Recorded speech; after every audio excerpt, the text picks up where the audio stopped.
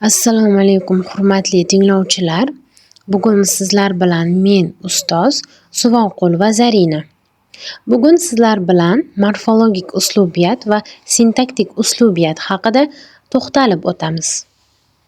Demak, uslubiyat tilshunoslik fanining bir qismi bo'lib, nutq jarayonida til hodisalarining maqsadga, sharoitga va muhitga mos ravishda foydalanish qonuniyatlari bilan tanishtiradi.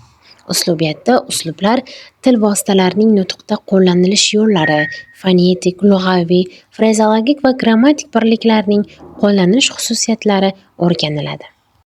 Grammatik stilistika grammatik tushunchalar va grammatiklik shakllarning nutq stillari bo'yicha xoslanib ishlatilish masalalarini o'rganadi. Ma'lumki, grammatik tushunchalar har bir so'z turkumi uchun xoslangandir. Ot turkumiga son, egalik, kelishik tushunchalari, fe'l uchun bo'lishlik, bo'lishsizlik, nisbat, mayl, zamon tushunchalari mansub. Ular morfologiyaning obyekti bo'lib, turli stilistik xususiyatlarga ega.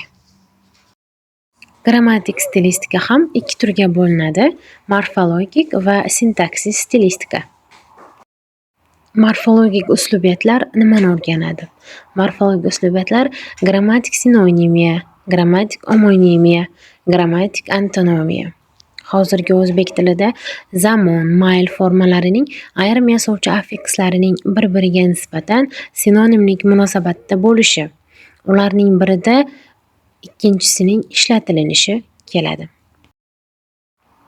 Otlarning stilistik xususiyati bilan tanishib chiqaylik. Ma'lumki, ot turkumiga xos tushunchalar quyidagilar: egalik, kelishik, son. Qo'llanish jarayonida ularga xos bo'lgan sinonimik holatgina emas, balki nutqda tutgan o'rni, shakllarning o'zaro o'rin almashib ishlatilinishi va namoyon bo'ladigan stilistik xususiyatlar hisobga olinadi. Masalan, ko'plik affiksi faqat ko'plik tushunchasini ifodalamaydi. U turli xil stilistik ma'nolarni anglatish uchun ham xizmat qilishi mumkin. Ot stilistikasi kelishik affikslarining stilistik xususiyatlariga e'tibor berilsa, ularning biri o'rniga ikkinchisi biror stilistik maqsadda ishlatilganini guvohi bo'lamiz. Masalan, ot mindi, otga mindi.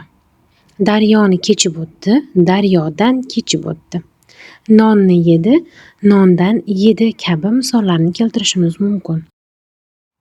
Sintaktik uslubiyat.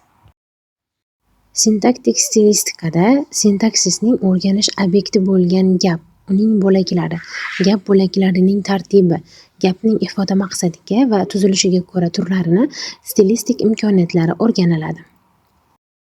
Sintaktik uslubiyatning 9 ta yo'nalishlari bo'lib, nutq uslublari, gapning ifoda maqsadiga ko'ra turlari, tasdiq va inkor gaplar, gap bo'laklar masalasi, ajratilgan bo'laklar, so'z tartibining uslubiy xususiyatlari, uyushiq bo'laklar, umumlashtiruvchi va undalmalarning uslubiy xususiyatlari, sintaktik uslubiyat obyekti, maqsad va vazifalari keltirib o'tilgan. Sintaktik vositalar turli nutqiy uslublarda turlicha uslubiy ma'nolarning ifodalanishiga xizmat qiladi. Sintaktik vositalarning aksariyati muayyan nutqiy uslublarning o'ziga xos belgisiga aylangan. So'zni tanlash bilan birga uni o'z o'rnida ishlatish, gapni to'g'ri qurish va maxsus ohang bilan aytish, tanlangan birikmaning mantiqiy asosliligi, sodda va qo'shma gaplardan foydalanishdagi o'ziga xosliklar, inversiyani o'rinli hosil qilish va boshqalar sintaktik uslubiyatning asosiy tekshirish obyekti hisoblanadi. Ma'lumki, o'zbek tilida gapda so'zlarning odatdagi tartibi mavjud. Bu tartibga ko'ra gapda ega oldin, kesim esa keyin joylashadi. Aniqlovchi aniqlanmishdan, hol va to'ldiruvchi kesimdan oldin turadi. Demak, kesim odatda gapning oxirida keladi. Ammo muayyan uslubiy ma'noni ifodalash maqsadi bilan gapdagi so'zlarning odatdagi tartibi o'zgartirilishi mumkin. Bunday o'zgargan so'z tartibi inversiya deb ham yuritiladi. Uslublarda inversion tartib. Ilmiy va rasmiy uslublarda gapda so'zlarning odatdagi tartibi asosan qat'iy saqlanadi. Lekin so'zlashuv, badiiy va publitsistik uslublarda bu tartib o'zgarishi, ya'ni inversion tartib qo'llanilishi mumkin. Misol uchun, Qaytdi buyuk alloma o'z yurtin quchog'iga. Bu yerda biz kesimni ega joyida kelishini ko'rishimiz mumkin. Bir daqiqa to'xtab tingla uning baxt qo'shig'ini. Gapda so'z tartibining o'zgarishi mantiq urg'usining o'zgarishi bilan ham bo'ladi. Mantiq urg'usi gapdagi ahamiyatli bo'lakni ta'kidlashga xizmat qiladi. Bunday urg'uli bo'lak kesimning oldiga olib o'tiladi. Masalan, do'stim kecha kutubxonaga Nodir kitobni o'qish uchun bordi. Nodir kitobni o'qish uchun, boshqa ish uchun emas.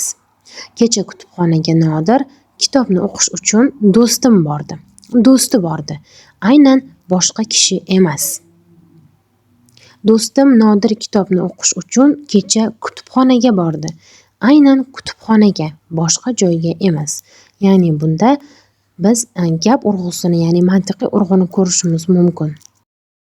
Quyida topshiriq berilgan 3 ta gapdan iborat va bu yerda uslubiy xoslangan morfologik vositalarni topish qanday subyektiv munosabat ifodalayotganligini aytish kerak bo'ladi.